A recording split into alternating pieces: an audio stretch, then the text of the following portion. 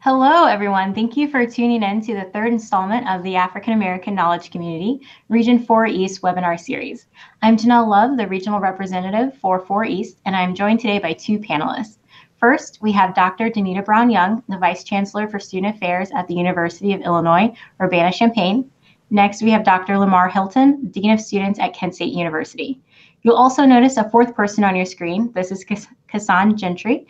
He's the Director of Student Support Services and Academic Diversity Initiatives at Kent State University. Kassan will be serving as our moderator today. So if there are any questions that you have, as this is a live viewing, please type them in the comment box and Kassan will make sure that I get those questions incorporated into the discussion. So thank you so much for tuning in, and we'll go ahead and get started. Dr. Brown-Young, if you wouldn't mind introducing yourself to our viewers today. Okay, well, good afternoon, and thank you for allowing me to be here today. My name is Danita Brown-Young, and I serve as the Vice Chancellor for Student Affairs at the University of Illinois. And Dr. Hylton. Good afternoon, everyone. My name is Dr. Lamar Hylton, and I have the pleasure and distinct honor of serving as Dean of Students at Kent State University, and I'm very excited to be with you all this afternoon. Thank you so much for being here. A lot of our viewers want to know in the beginning, how did you get to your position? How did you get where you are? What steps did you take? You know, you have different levels of administration responsibilities at your institution. So can you give us a little bit of background about your higher ed history? Okay, well, I guess I'll go first. I'll go first on this one, Lamar, and then you could tag team on the other one. Well, for me, I think I was very fortunate and blessed to have a great experience at Loyola University Chicago, where I kind of fell into the field of student affairs and had great mentors and great supervisors along the way who really invested in me, who believed in me, believed in the potential that I had, and you know, my family always instilled in me a great work ethic. So coming early, staying late, being very passionate about the work that I do, caring about individuals, and just really being able to take advantage of the opportunities that were presented to me that helped deepen my portfolio, and being willing to take some risk and step outside of my comfort zone. So I have lived in an urban environment and city, worked at small private institution, but also lived in the heart of Appalachia, in the mountains of West Virginia, into the frozen tundra of Minnesota, cornfields in Indiana, and soybeans here in Illinois. So, you know, just having the willingness to take a step outside my comfort zone, looking at the vast portfolios of each position, and really having good support networks along the way that really helped me get to where I'm at right now. And I would have never imagined that I would be sitting in this position at this time. I think it was a perfect setup to have Danita start her journey, or start our time together this afternoon speaking about her journey. Her journey is very connected to mine in that Danita has been a very large influence and mentor for me as I've navigated the field of student affairs. I actually started at Ohio University, and I actually entered Ohio University trying to get my master's degree in music. And for many reasons decided to switch over to what they call college student personnel. And that's how I had the opportunity to meet Danita there. I have worked at small private institutions, small public institutions, a very large public institution, also in the frozen tundra of Minnesota, and currently serving at a mid-sized MAC institution here in Northeast Ohio. I think what Danita shared about really being willing to take risks is very, very important. And it's also important that you gain skills even outside of the scope of your responsibility. So it is important for you to do your work well, the job that you were hired to do, do that well, and also seek out opportunities that may expand your horizons or pack your bag in a different way as it relates to experiences in our field. I was very fortunate and blessed to have a multitude of experiences at my two very first institutions as a professional, one in Baltimore, Maryland, and one in the western part of North Carolina in the Blue Ridge Mountains. And those experiences really set me up nicely to take on opportunities at a more senior level in student affairs, first starting out at the University of Minnesota as an AVP, and then now as a dean of students. And I still rely on all of the experiences that I gained as an entry level and mid-level professional today as a dean of students. And so it's really, really important that you seek out those opportunities to really broaden your horizon and your portfolio. Yeah.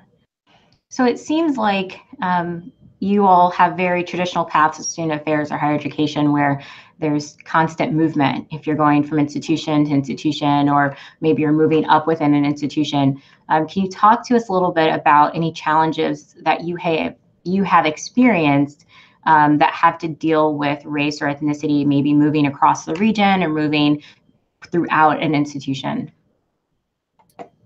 I think, you know, I experienced this first when I moved from Baltimore, Maryland, where there are a lot of people that look like me in terms of race or ethnicity, to Asheville, North Carolina, where there are less people that look like me in terms of race or ethnicity. And I must admit that I was experiencing quite a bit of culture shock in my first few months, and even probably the first full year that I was there, in terms of really being able to navigate as a Black man in a very white space, both as an institution and also as a larger geographic community. That was something that I had not had to deal with living in Baltimore, Maryland. I was able to find community much easier and much more quickly than I was in Asheville. I remember having a conversation with a fellow colleague who was also a Black male, and he really shaped my thinking in terms of different thinking about the way in which race or ethnicity plays into my day-to-day work. And instead of running from that or seeing it as a challenge, and really embracing that and using that to my advantage and benefit.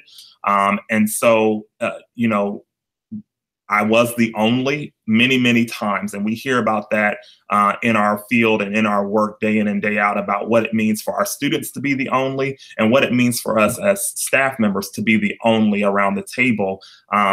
I really tried to shape a different lens on the fact that I was the only Black person around many tables, and use that to my advantage to really be able to articulate the value of inclusion, the value of identity, but toe the line very well with not taking on and feeling like I needed to speak for all Black people or all people of color at my institution. So there is a balance there, but using that more to my advantage, and instead of complaining about it, doing something that could be proactive enough to change the situation that I'm in.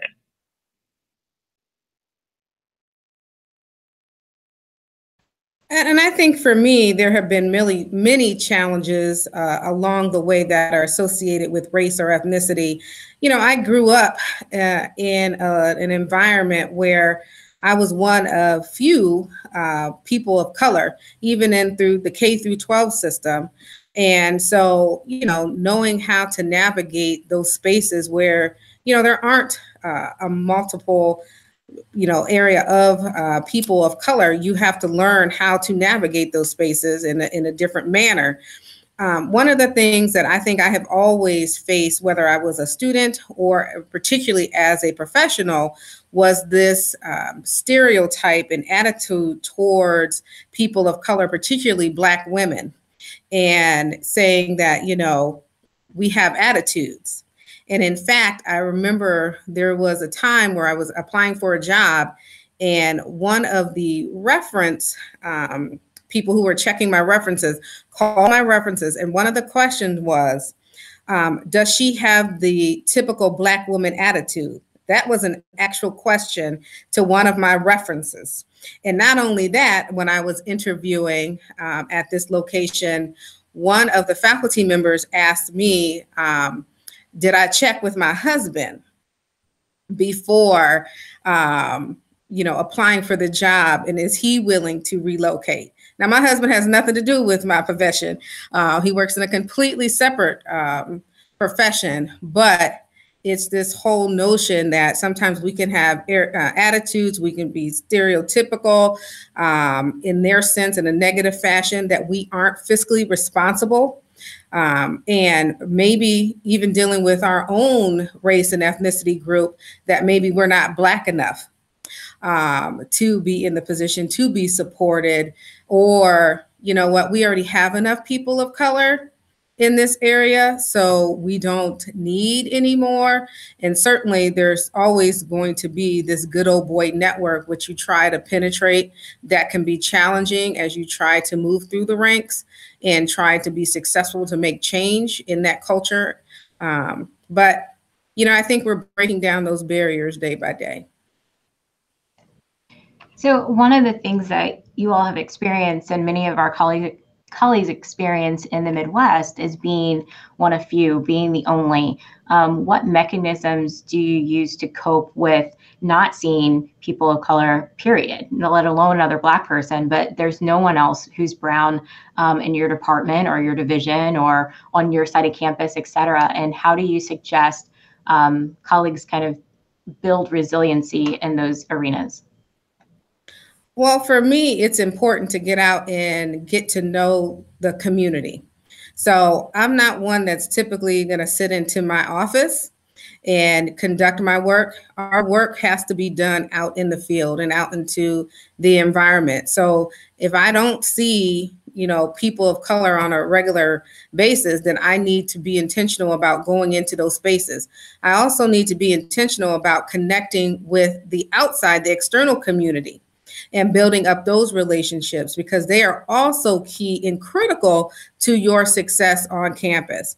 Again, I was fortunate enough to grow up in an environment where I was in a college town. So I saw how those relationships played out and how people were successful, because they did invest in the community. They build up those relationships with community members, with people throughout the state. But when you're on campus, you have to be very deliberate about making sure you're connecting with the affinity groups, whether for faculty and staff, as well as the affinity groups the Alumni Association may have. I would wholeheartedly agree with that, and add that it's also, I have found it beneficial to really develop allies who do not look like me. And so rather than it just be me carrying the mantle of there are no people of color around, or very few people of color, how am I cultivating white allies who can also speak truth to power? And that's a very tricky dance.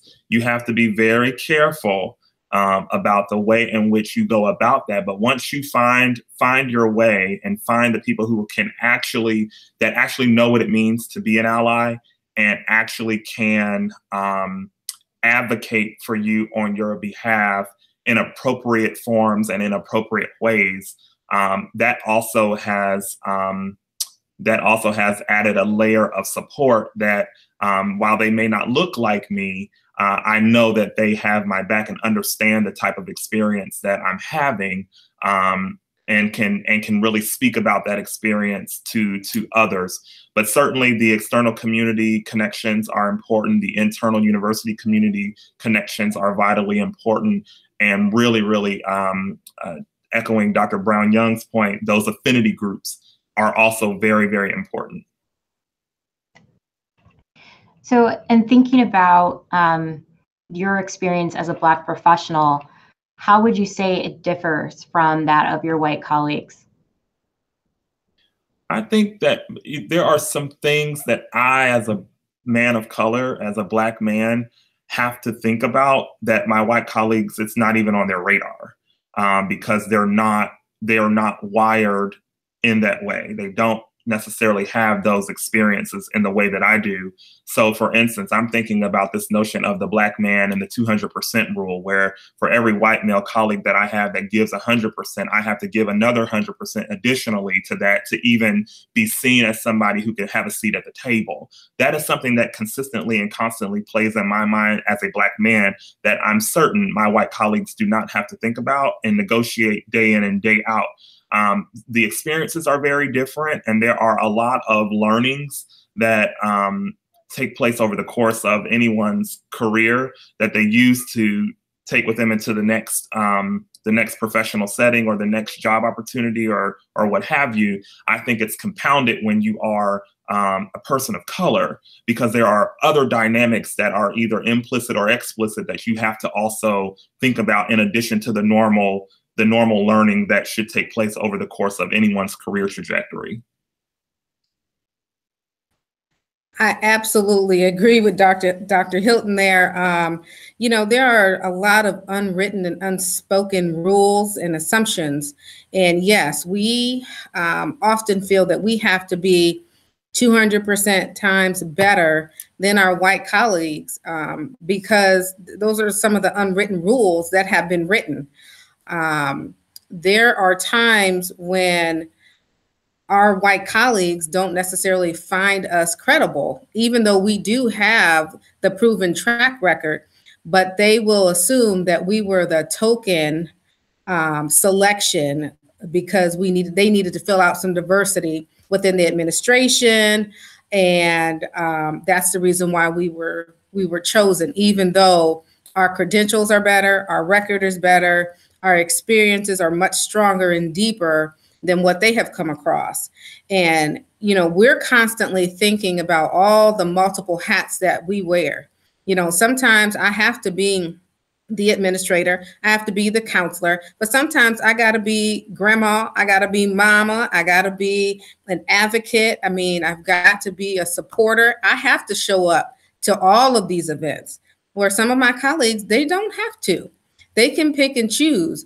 But it is critical for me to be visible, to be seen for all of our students, whether they are, you know, a person of color or not, or, you know, our LGBT community. I need to be present where some of my white colleagues don't necessarily feel that way. And they can go home at 5 o'clock. I can go home at 5 in the summer. Can't wait to do that. It's almost time. So when you think about, kind of on that same note of responsibility to students and advocacy and support, when something happens on campus, there's a social unrest, there's hate bias concern, there's something that's happened to a student of color, how might your response as a professional of color be different than a professional who's white, or someone who, even in your position where you are in the administration, how do you have to navigate dealing with hate bias concerns on your campus, being that you're a person of color? Well, I'm always going to be really aware of any type of bias that are happening with our students. But I've been fortunate enough now that we've been developing and training faculty and staff and administrators to be responsive as well. Because if we're trying to have inclusive environments and welcoming environments, it's going to take all of us. And I'm very vocal with my colleagues about it can't just be me or the student affairs team. It has to be all of us, you know, in terms of even the deans. The deans need to have a plan of action if we're talking about sexual misconduct on our campus. The deans need to have a plan of action if there's going to be some racial or ethnic bias incident that might occur, not even in the academic realm, but just on campus in general. They need to be aware of what is going to be their response. How are we going to prevent these crimes and biases from happening? And so we all have to play that role. So I'm very much aware of it when we do receive reports and incidents, that it's not just me responding, but I will try to pull all of my colleagues into whatever that situation is. That's vitally important. I would, echo the sentiment of ensuring that there's buy-in at the campus level for response and proactive education around hate and bias incidents so that we can be shaping a welcoming and inclusive and affirming climate that really undergirds the institution's values. As a dean of students, and I think I have, in my short time here at Kent State, really come to really realize this maybe in a different way. But I think it's been throughout the course of the time that I've been in student affairs that this has been the case.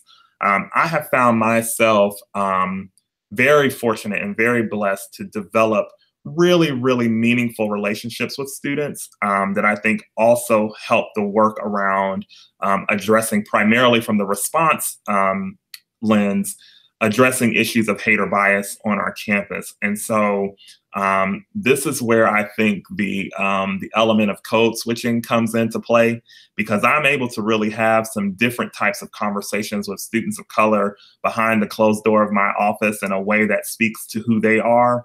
And then once we open the door, I can speak the language of the institution, which is not to say that the language of the institution and what I'm telling them behind the door is starkly different, but the manner in which that engagement and that communication happens.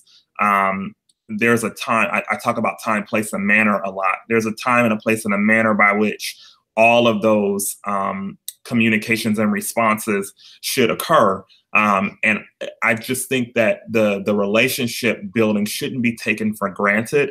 And I feel like if we, as student affairs professionals, regardless of what color, what race, or what ethnicity we are, really are on our grind, if you will, about developing meaningful and very intentional relationships with students, what happens is in moments of conflict, we're able to really leverage and rest on those relationships in such a way that helps us navigate the conflict or navigate the incident or navigate the issue a bit easier than had we not had those relationships. So I want to pause for a second. I'm going to follow up on code switching, but I do want to encourage the audience to participate in our chat box. Cassandra is available to incorporate those questions into our conversation. So we want to make sure that you're getting the full access to being able to view this conversation live. So please feel free to ask away, and we will make sure that our panelists get those questions. So going into code switching, when you think of how necessary or not necessary it is in your position, like how would you navigate student affairs if you didn't have to code switch?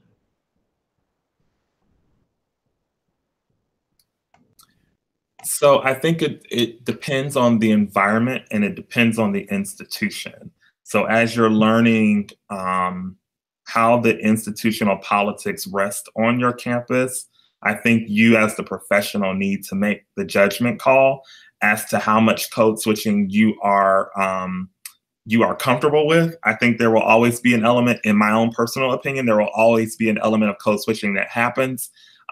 Given that there will always be institutional dynamics and politics that are resting on the campus. But it's up to you as the individual professional to determine what is your level of comfort for that. And are you able to do that in such a way that develops your political and social capital in the positive? And so for me, it's not code switching to assimilate. It is code switching to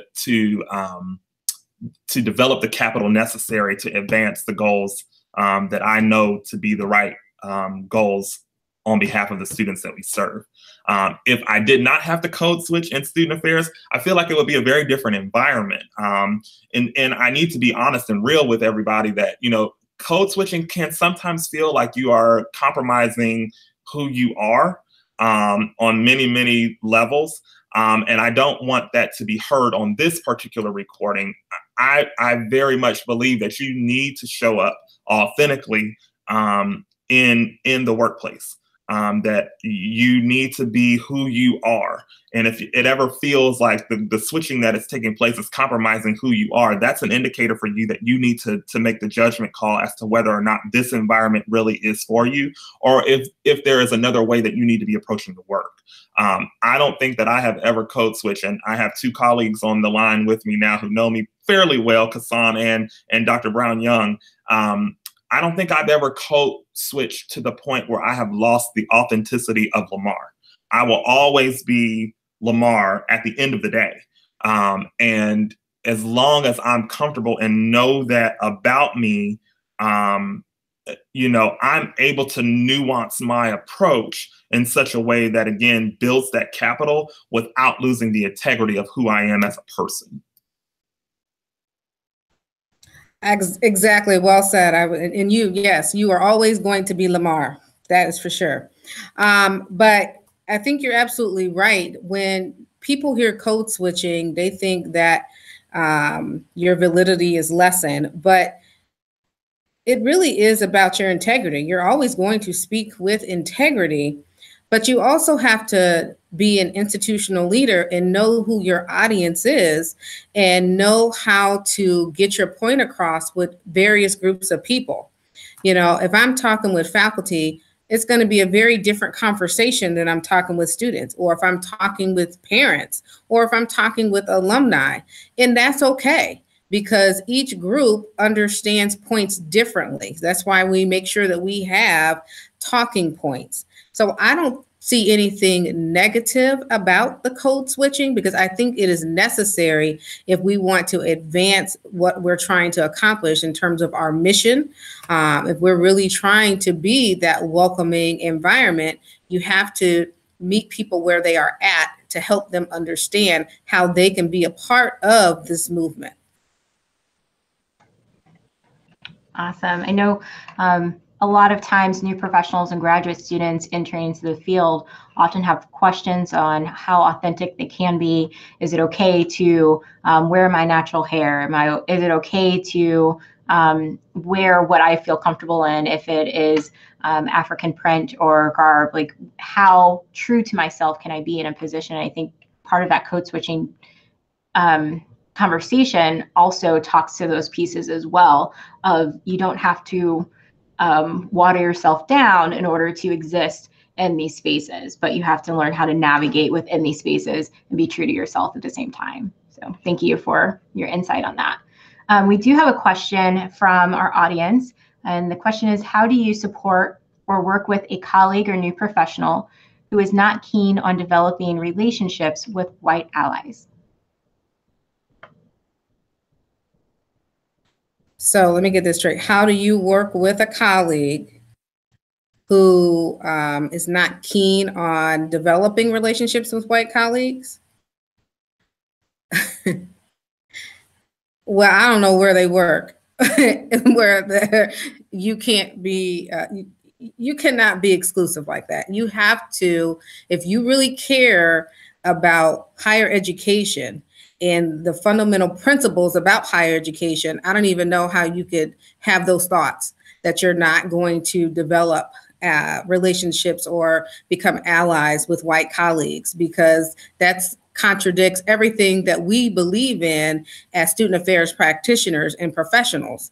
So just to even to make, to work with somebody who's like that, I would have a fundamental issue with them. And then we would have to have some conversations about why do they feel that way? What experiences have led them to believe that they cannot or should not have relationships with white colleagues, and then further do some coaching and mentoring with them, but also be that model, going out and building up relationships with all of our colleagues, letting them know that it's okay to be colleagues with somebody who's Latino or Asian or, Black, white. It doesn't matter.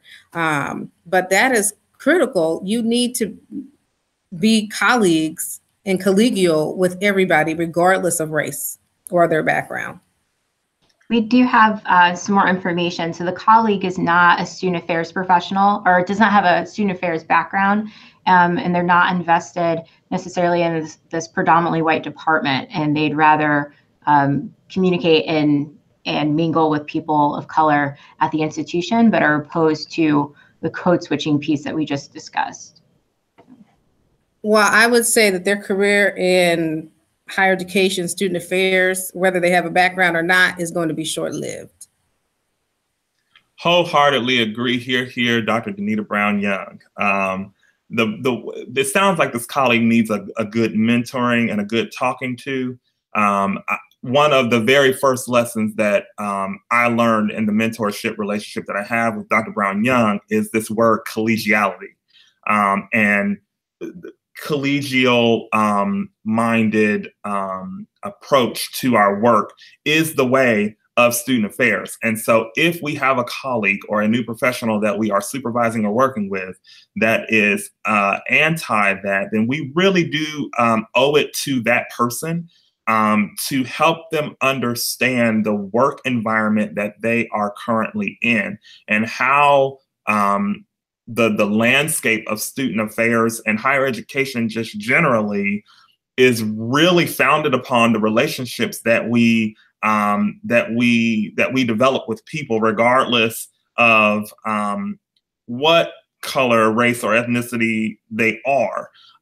Again, it is not to code switch to lose your authentic self, but you do need to develop the capital, the social and political capital necessary to advance in the field. And if you're unwilling to do that, then it probably is incumbent upon that person to really assess whether or not they are in the right field and to really figure out where they could be best positioned to be who they are, because that's who they are, and still be successful. I don't know of anybody, black, white, polka dot, or otherwise, that is unable or unwilling to develop relationships with people that do not look like them and advance in this field.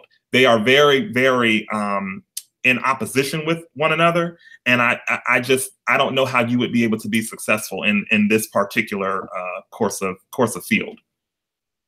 Awesome.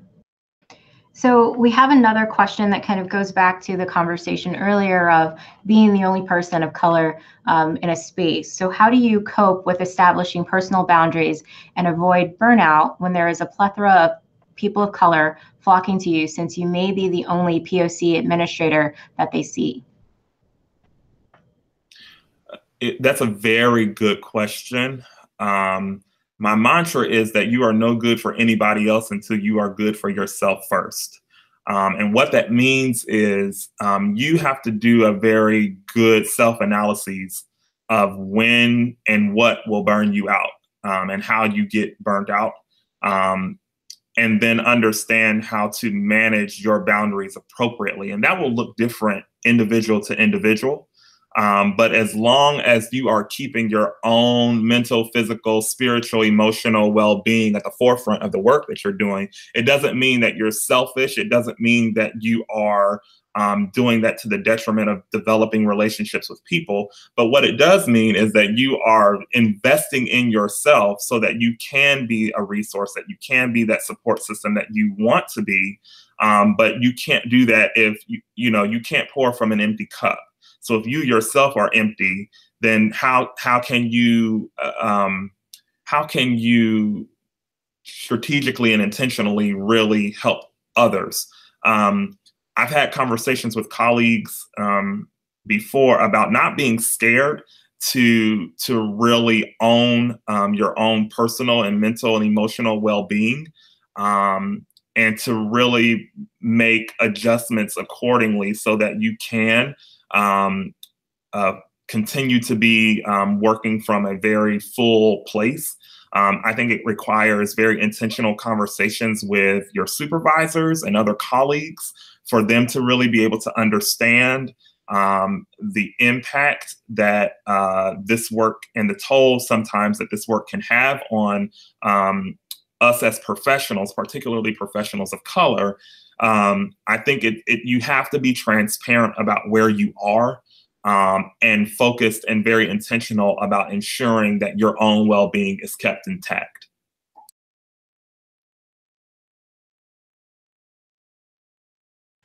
You're absolutely correct, Dr. Hylton. Your health and well-being must come first.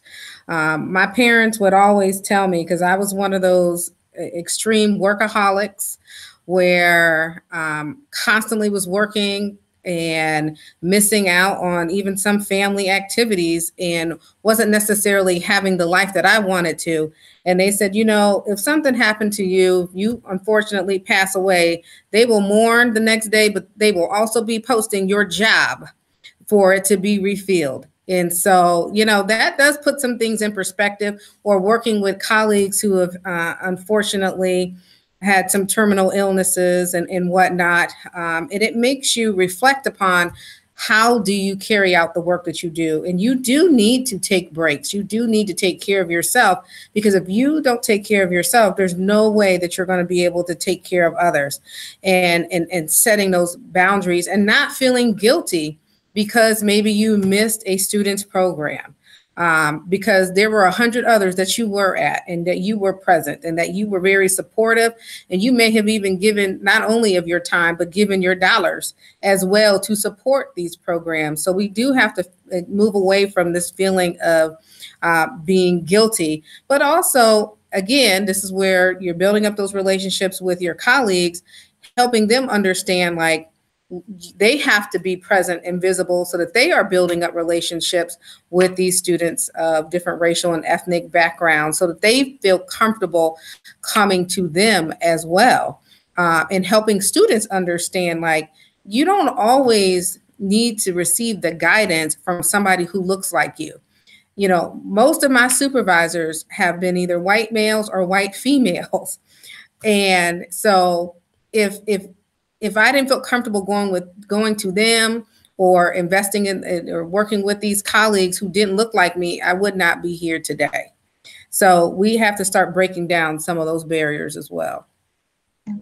So when you think about the boundaries that you have exercised in the past, especially when you're working with students, what are some of those examples of how do you maintain boundaries? How do you maintain that work-life balance needed to maintain your self-care? Well, for me, I never look at it as work-life balance, because nothing in my life is ever going to be balanced. And so it is, how do you integrate the work that you do? So for example, you know, I served as a Girl Scout troop leader of 6th and 7th and 8th grade cadets. And I would plan the activities around campus events, because service is very important to me. But, you know, if they were learning teamwork, when I did this when I was at the University of Minnesota, they were learning teamwork. And so what did? We all went to a women's basketball game. And then afterwards, they met the team. The team talked about teamwork and cooperation, gave them a tour and whatnot. Or we went up and talked to women pharmacists on campus. So, you know, it's about, how do you integrate all of these entities into your life versus balance. And I'll talk to certain student organizations. So when they want to have events and programs that they want to invite me to at 9, 10 o'clock at night, you know, it depends on what it is. And I may say yes, but sometimes I'll say, well, you know, what is really the true outcome? For example, we had a new member presentation a couple weeks ago, and then when they first invited me, they said, oh, it's going to start at 10:45 p.m. And I said, well, don't expect me to be there at 10:45 p.m.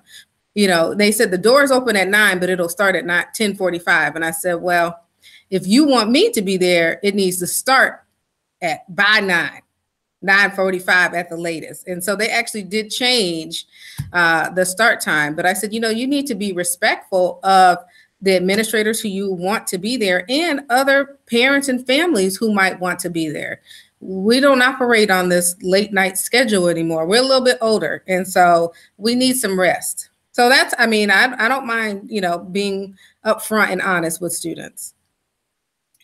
Yeah, and I agree with that. And I think also, you know, I found my self establishing those boundaries, especially through email communication. So a student will email you at all times of the night and expect within 15 minutes that you're going to respond. Well, sir or ma'am, I have a family at home. You know, once I leave the workplace, I have other things in my life to attend to. And so it's really helping them to understand that we are not just professionals in an office, that we also, just like the student, have lives outside of the scope of our responsibilities at the institutions that we serve at. And I think it's about really, really being clear about, what will be allowable and what will not be allowable. So if you email me at 1 o'clock in the morning, chances are you're not going to get responded to until the next day when I'm actually in the office. It should not be the expectation that I'm turning around communications to you within 15 minutes and you emailing me in the nighttime or even during the day for that matter. There is a protocol by which we establish email communications. In this example, I give my staff the directive that within 24 to 48 hours that you have been responsive to any type of email correspondence. But we have to set very clear expectations and realistic expectations, and also be very clear about what those boundaries are. Absolutely. I definitely agree. I think our generation of student right now is the instant gratification and constant communication and not understanding, no, just because you emailed me or texted me or grouped me does not mean you're getting an immediate response. And it's interesting to see the shift in communication among younger generations currently. So we have a couple more questions from the audience. So the next one would be, how do we start to effectively foster self-care practices and code switching techniques among African-American graduate students who will soon be new professionals?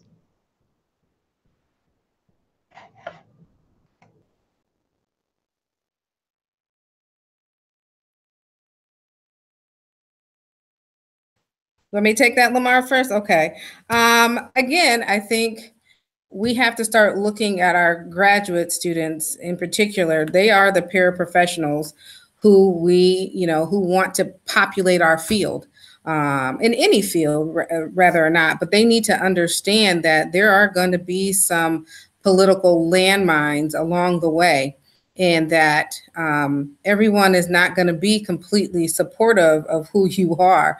And so helping them understand what it truly means to be an institutional leader, help them become politically savvy, help them to stay focused on, whatever that mission is for the institution or that department or area that you work with, and not being afraid to actually connect with graduate students. Many of our graduate students don't have mentors. They don't have professionals where they feel that they can call or connect with, or professionals who don't understand what they go through. So I think we do have to take the time, and you have to take the care to really look at, one, the curriculum that our graduate students are going through, and then how are we finding these opportunities for graduate students to connect with us as professionals, and to, we definitely need to start serving as mentors and coaches on a more regular and consistent basis with our graduate students.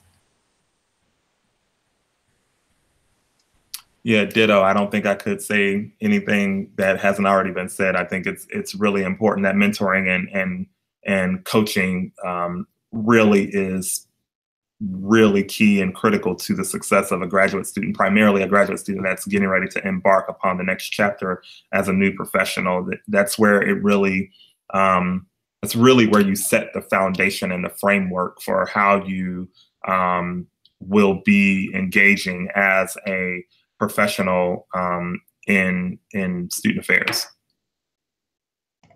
So on the same conversation about mentoring, how do you go about identifying a professional mentor of color that truly means you well and is not intimidated by who you are or what you bring professionally? Awesome question. It's really about learning the individual, not for what they will be able to do for you, but learning the individual for who they are.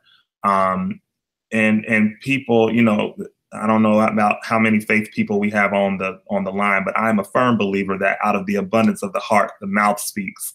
You will be able to know people for who they are just by talking to them, just by getting to know them for who they are.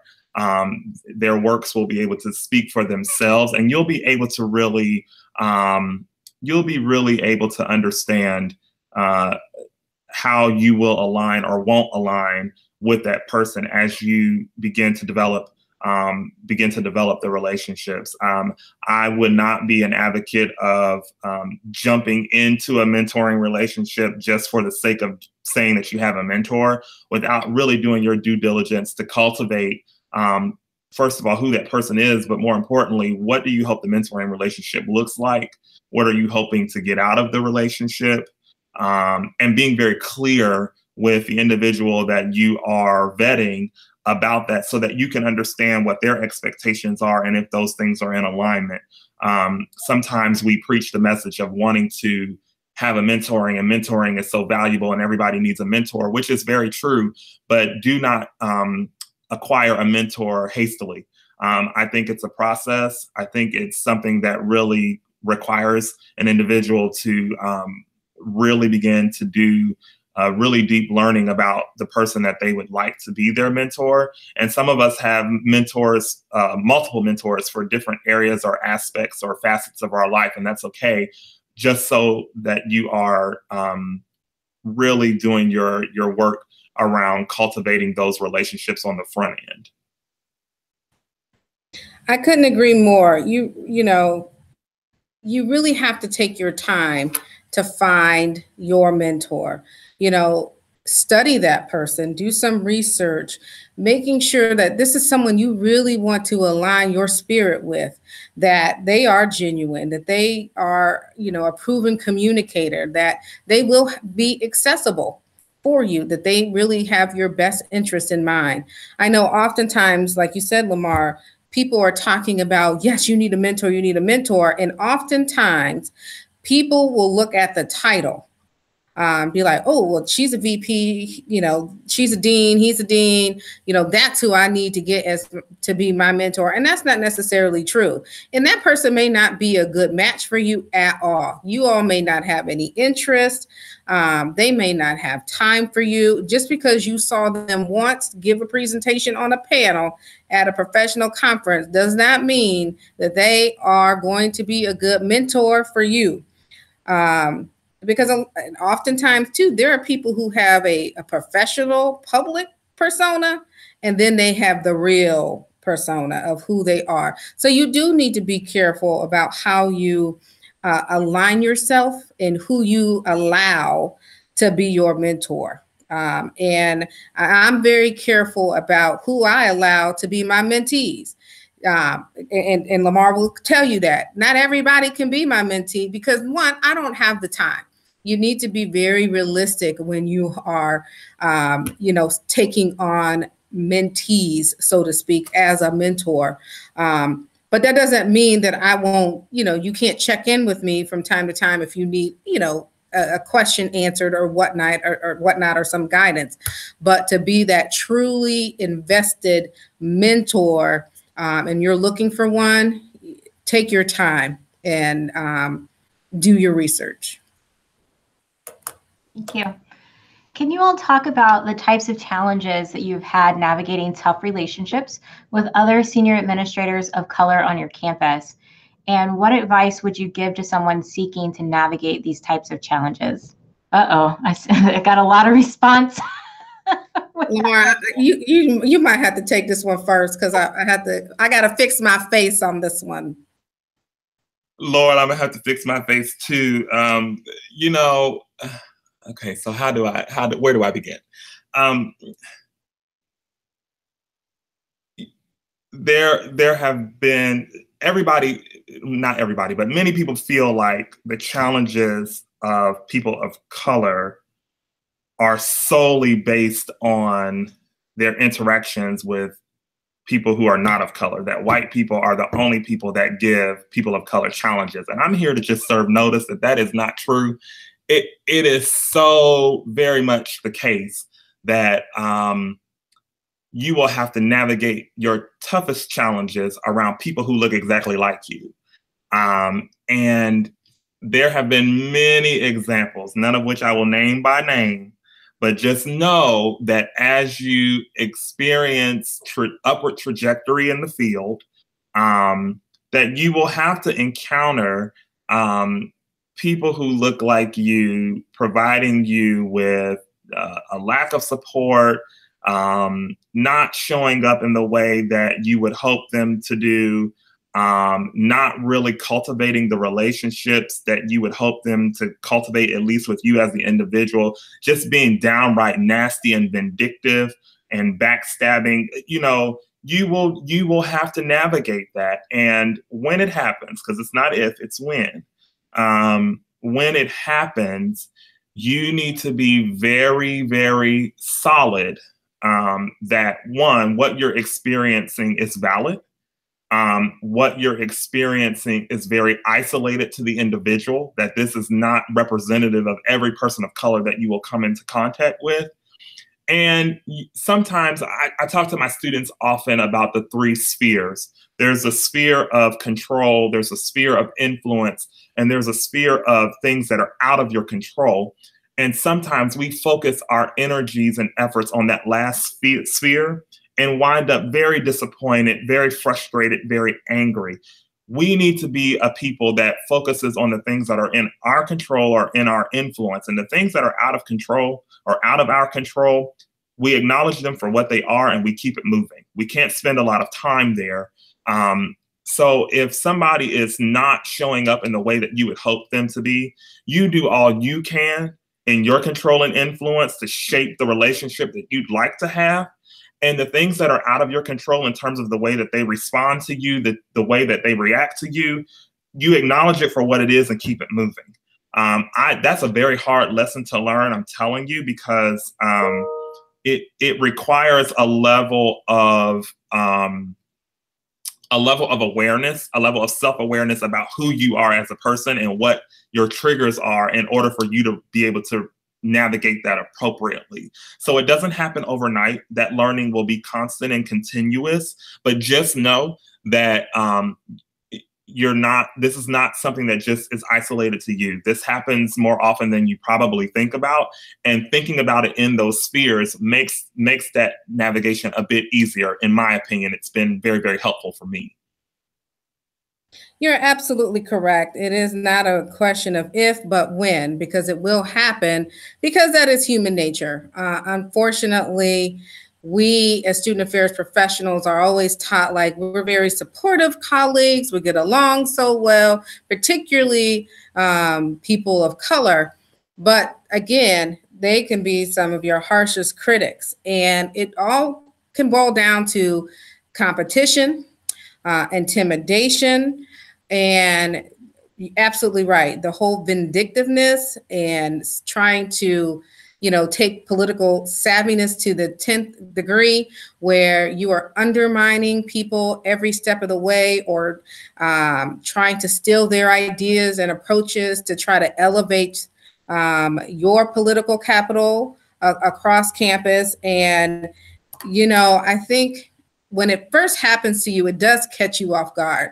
Because you are like, how in the world? I thought we were all on the same team and really trying to work toward changing this culture and being change agents. And we're supposed to be a united team. And it does take you off guard. But, like Michelle Obama said, when they go low, you better go high. And that's where you have to stay focused. Don't let their negativity drag you down. And stop focusing all the energy that you have on this negative person. A good colleague in our region, Carol Ben Davies Johnson, would always say, I can't be around these people because they are messing with my chi. And that's exactly right.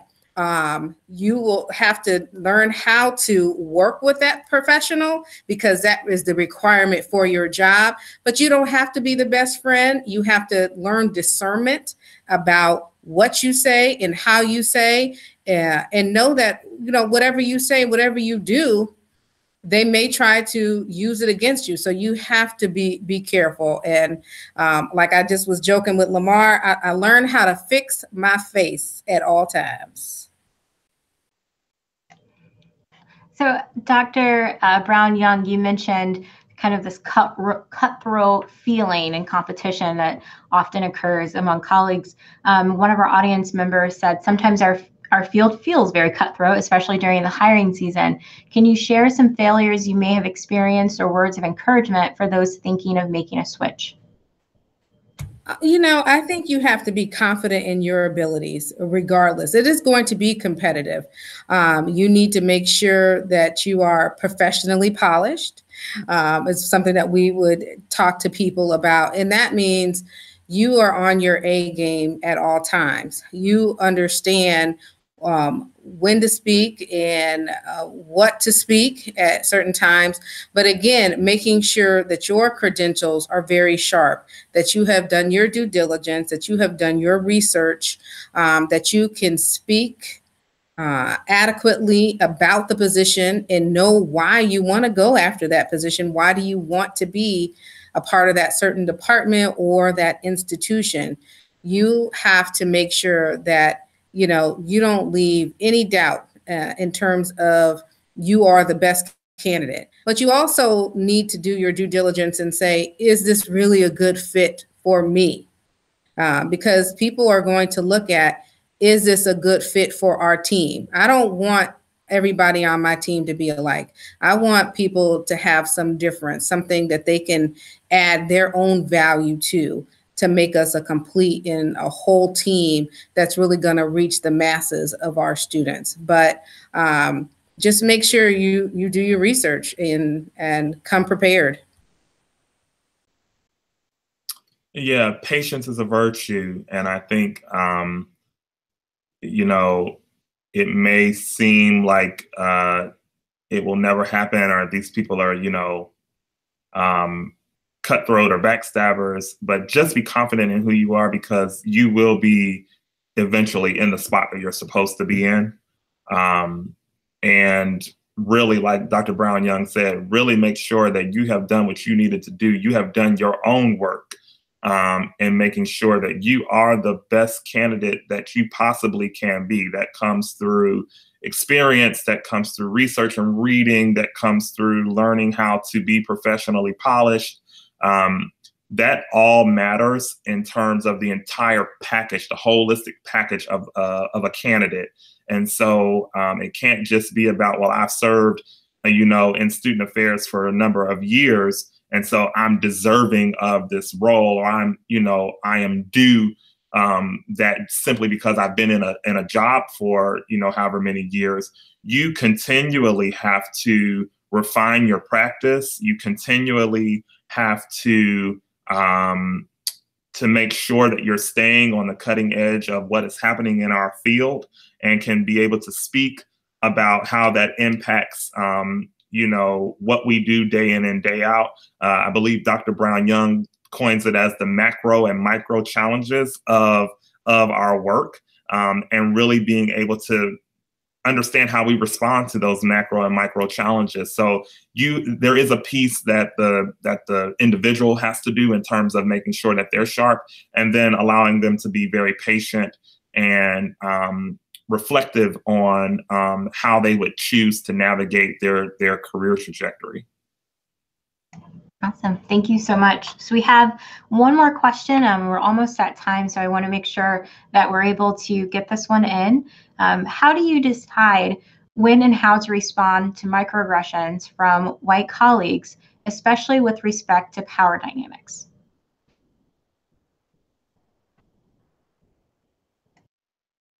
My father-in-law has a quote that says something to the effect of, a well-timed silence has more eloquence than speech. Sometimes you need to close your mouth. Not everything needs to be given credence or validity to. And sometimes the mere fact that you have talked or responded in such a way gives validity to something that may not need to be validated. sometimes that's hard. I want to say that, you know, that's easier said than done many times. But I think if you know time, place, and manner very well, you'll know how to deal with the microaggression that has come your way. So for instance, anybody who knows me knows that I have an affinity for bow ties and suits. And I'm in one today, in fact. And I remember walking into a room of white colleagues. I was the only person of color, Black or otherwise, in the space. And the very first comment out of my colleague's mouth was something to the effect of, "Wow, like I didn't know like you could clean up so well," or something to that effect. And it wasn't said in jest. It was very much a microaggression. And I remember that I chose not to respond in that moment, even though I really wanted to go ahead and go in. I chose very purposefully not to respond. And in fact, allowed my engagement in the meeting to say everything that I would want to say to her directly as an individual. So the way that I showed up around the particular topic that we were speaking about really said everything that I needed to say. I didn't need to address the fact that, "Hey, lady, do you know that this was a microaggression and here's why?" But I allowed my work really to kind of speak for itself. I have found that that is really powerful in addressing and breaking down opportunities for microaggressions. And it kind of connects back to the former question about really making sure that you're doing your work such that your product and your brand can't be tested. You should be able to walk in a room and own it, and really speak truth to power at the same time, to where you don't really even need to address the individual microaggression because you're polished. I would absolutely agree. As people know, my faith is a major part of me. And so, you know, I believe that there is power in the tongue, and you have to have some discernment as to when you are going to speak and when you are not, and understand what is going to be something that's major that you need to really address, and something that you say, okay, let me just lie in silence right now. Is this something that is being used to try to knock me off my game?